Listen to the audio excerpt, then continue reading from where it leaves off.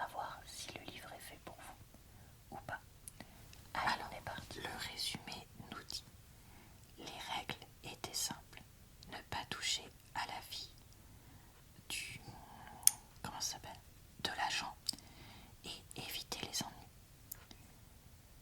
Mais maintenant, il est coincé avec elle et les règles sont faites pour être brisées. Red Eaton est le Golden Boy du rodéo, ou du moins il l'était, jusqu'à ce que sa vie éclate après un scandale.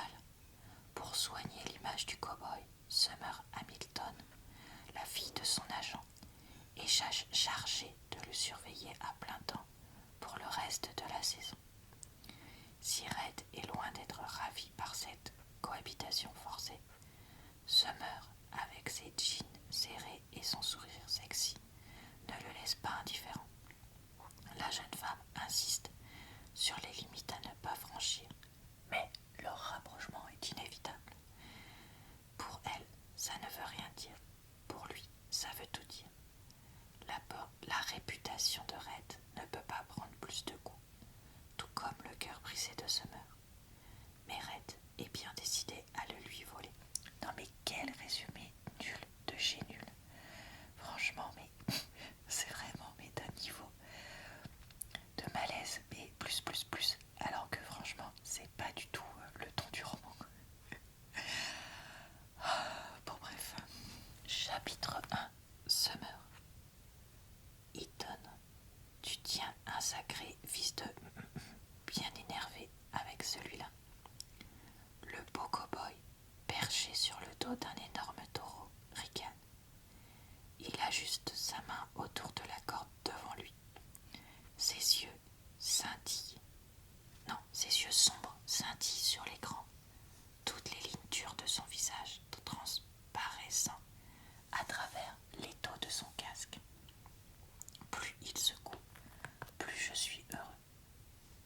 Je peux à peine entendre ce qu'ils disent par-dessus le vacarme de la foule dans l'immense arène, surtout avec la musique beuglant dans le fond.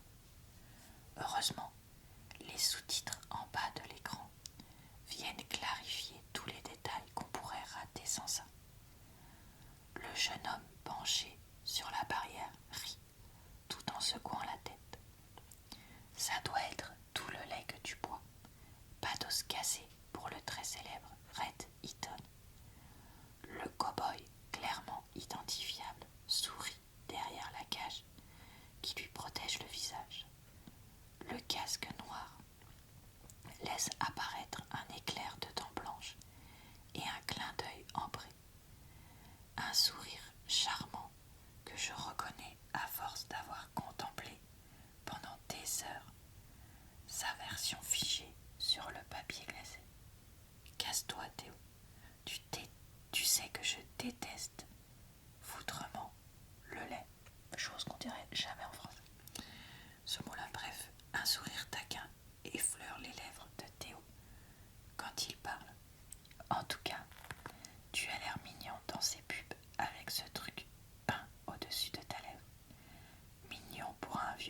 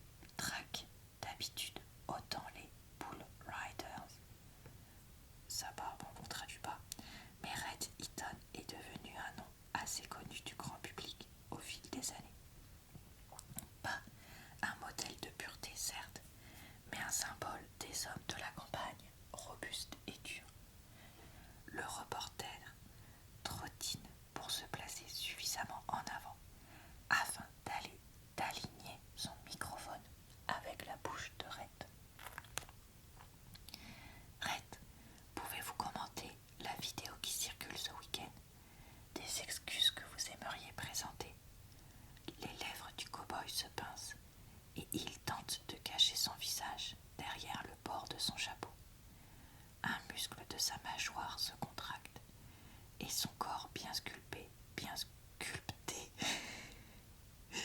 se raidit d'une tension qui parcourt chaque membre. Aucun commentaire, crache-t-il entre ses dents serrées. Allez mec, dis quelque chose. Le type mince tend le bras et colle le microphone sur la joue de Red, le forçant à s'exprimer. Même s'il a refusé de s'exprimer, là il y a un problème de répétition, de parler je dirais. Vos fans méritent une explication, exige le journaliste. Non, ils n'en méritent pas, marmonne Red, en essayant de mettre de la distance entre eux. Voilà, et bien écoutez, vous pouvez voir ainsi le style de l'auteur. Qu'ai-je donc pensé de ce roman? Eh bien écoutez, je l'ai plutôt bien aimé, mais je ne l'ai pas adoré non plus, parce que j'ai eu un peu de mal avec le personnage de Red. Le côté passion, entre guillemets, interdite, vu que c'est la fille de son agent, et que d'un point de vue professionnel, ça le ferait pas trop. Sans parler de leur écart d'âge d'une petite dizaine d'années. Ce n'est pas des choses que moi j'aime énormément, je l'ai déjà dit dans des vidéos. Mais voilà, moi c'est un côté qui, perso, m'énerve un peu. Parce que, même si là c'est l'entreprise de son père, Summer joue quand même sa réputation alors qu'elle vient à peine de commencer à travailler. De personne qui est capable de travailler d'un point de vue professionnel et de respecter les limites professionnelles. Et lui doit absolument éviter tout scandale, excusez-moi, mais avoir une histoire avec une nana qui est la fille de son agent, j'appelle pas ça éviter les scandales. Donc ce côté-là, voilà, je comprends pourquoi il est là, parce que c'est quelque chose qui marche bien dans les livres, parce que c'est quelque chose que beaucoup de personnes apprécient, mais moi perso ça me fait pas rêver. De même qu'un homme qui est quand même en mauvaise posture physique suite à une longue carrière de, comment dire, c'est pas joueur, c'est d'homme qui fait du rodéo de façon professionnelle. Évidemment ça se passe aux États-Unis, non ça se passe au Canada, justement, ça change un peu, mais il y a un lien avec les États-Unis. Bref, donc voilà, écoutez, moi je trouve ça toujours un peu, je suis toujours un peu perplexe de ça, mais par contre le côté petite ville, le côté Canada, le côté rodéo, c'était des choses que j'ai appréciées. Et j'ai trouvé que l'écriture d'Elsie Silver était pas mal du tout pour une écriture de personne qui fait de la romance. Avec quelques scènes intimes, explicites, mais pas non plus des milliards. Et des personnages qui étaient quand même relativement travaillés. Honnêtement, je sais qu'il y a plein d'autres livres dans cette série et d'autres livres dans d'autres séries qu'elle a faites. Et donc, je pense vraiment que je vais essayer de les lire. Parce que voilà, il se trouve que là, les clichés qui étaient employés n'étaient pas mes préférés. Mais je me dis que dans les autres, ce sera probablement d'autres clichés. Et ça ferait que peut-être que j'apprécierais plus les livres. Voilà, ça c'est vraiment une histoire de goût par rapport aux livres de romance. C'est une série qui fait beaucoup parler d'elle, celle-ci.